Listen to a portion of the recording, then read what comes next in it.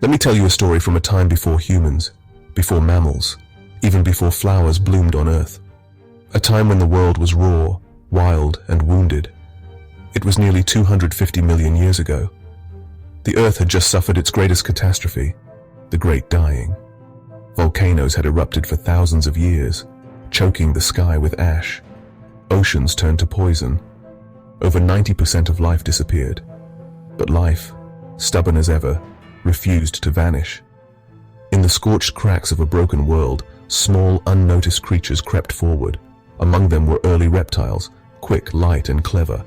One of them, a creature named Neiasaurus, was something new. Not quite a dinosaur yet, but a whisper of what was to come.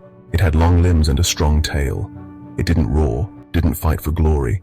It simply survived. Then came the Triassic period, a strange and hostile chapter in Earth's story. The land was one giant continent called Pangaea. Hot winds blew across deserts. Strange crocodile-like beasts ruled the rivers and shadows.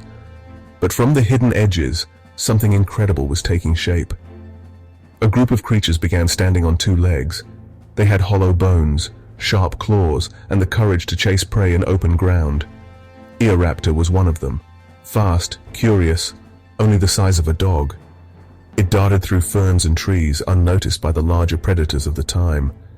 It didn't matter, because time was on its side. Then, another twist. The Earth shook again. Massive volcanic eruptions spread across the supercontinent, changing the climate, and once again life was tested.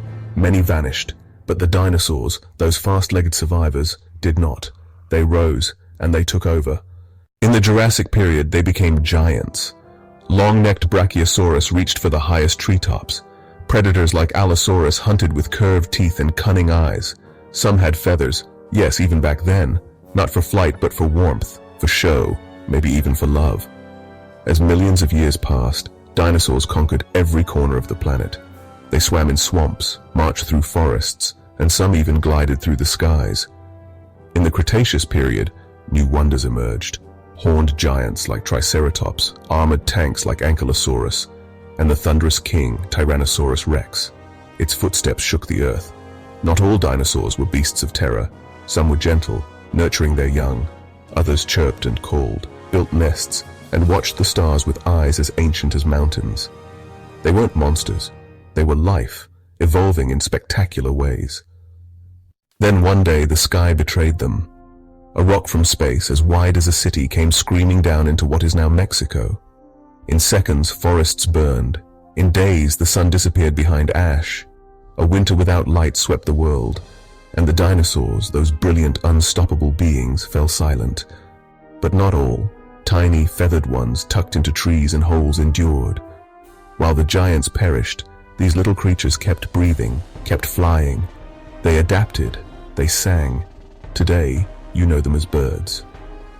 So when you hear a robin's song, or watch a hawk circle high above, remember this: the dinosaurs never truly died, they just changed. And their story, my story, is still being written, one beating wing at a time.